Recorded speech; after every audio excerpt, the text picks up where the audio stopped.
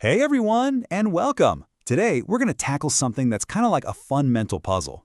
We're going to see how you can translate a number from the system we use every single day into a completely different one. Seriously, it's less about heavy math and way more about just learning a new language, but for numbers. So, let's just dive right in with a question. Take a look at this number, 456. We all know what that means, right? But what if you had to express that exact same value using a totally different set of rules, a different number language? I mean, where would you even start? Well, that's exactly what we're going to crack today. And the language we're translating to, it's called Octal. You might also hear it called base⁸. Now, the system we all use without thinking is called decimal, or base⁸, because, it uses 10 digits, 0 through 9. Octal just trims that down a bit and only uses 8 digits, 0 through 7. It's actually pretty useful in some areas of computing, like for file permissions, where its structure is super efficient. So what's the big secret to doing this conversion? Honestly, it's ridiculously simple. This is the one and only golden rule you need to remember. To turn a decimal number into an octal one, you just divide it by 8. That's it. That's the core idea. Everything else we're going to do is just putting that one simple rule into practice. Okay, let's get our hands dirty and see how this actually works.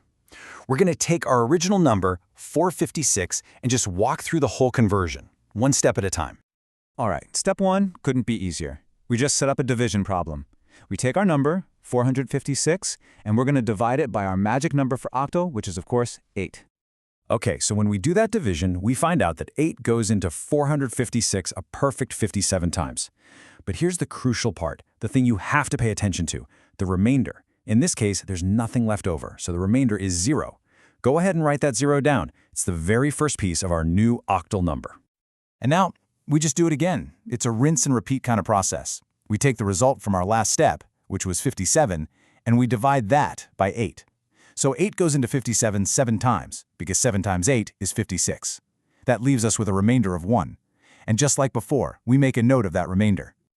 So this basically lays out the whole game plan. You divide by 8, you write down the remainder. You repeat the process with the answer you got. But the most important step, the one trick that makes it all work, is step 4.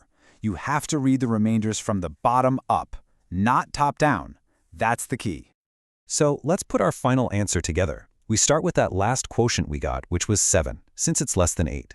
Then we read our remainders but going upwards. So first the 1 and then the 0. And bam, there it is. 456 in our everyday decimal system is 710 in octal. And that little subscript 8 is just there to remind us that it's a base⁸ number.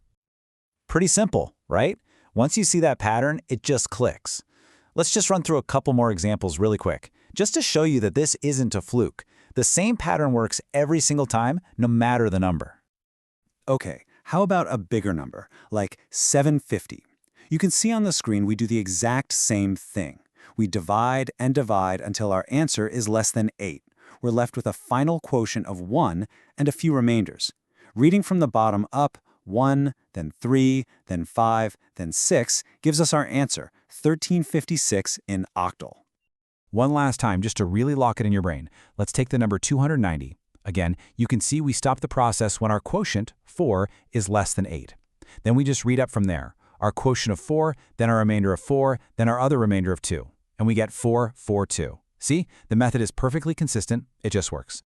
So, after seeing all of that in action, let's just boil this whole thing down. What is the one single, absolutely essential idea you need to walk away with?